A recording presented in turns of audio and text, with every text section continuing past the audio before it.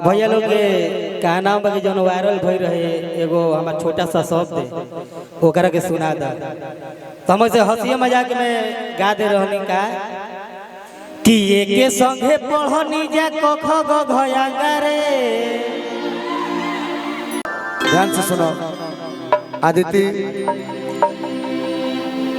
ये हमारी मजबूरी है कि हम चाह के भी आपको उल्टा सीधा नहीं गा सकते हैं। इतना प्यार तुमने बनाया अपने दोनों भाइयों पे, भाव होता है। ये मेरा भाई बैठा हुआ है छोटा सा ना भाई नहीं ये बोलते हैं ना, इधर मुझे गोलू राजा जी बोलते हैं। मैं नहीं बोल पाता क्योंकि कुछ उपाय है। वो बोल दी कुछ बोली तो हम पीछे लग जाएंगे। इसका एक ऑडियो वायरल हुआ था इंस्टाग्राम पे, तो ये भाई सुना देख लाइन लोग के फरमाइश। हेलो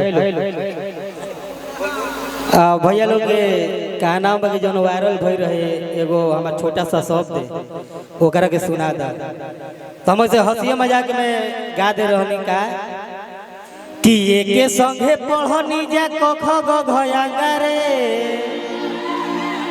हाँ गईली ससुरवा बना के भीख मांग रे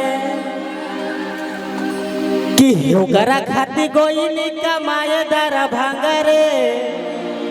तमार धक कूट दिलो सन 2-4 गो लांगा रे।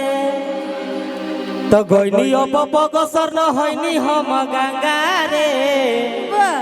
आ मंदिर के पुजारी जी से हो गइल पांगा रे। लेकिन असो बोले बनी धान सब हो गइल झरंगा रे। चलिए तो बोल के रहो सब ताली बजा देने का रखा थे। बहुत बहुत धन्यवाद। एक लयदारी में गा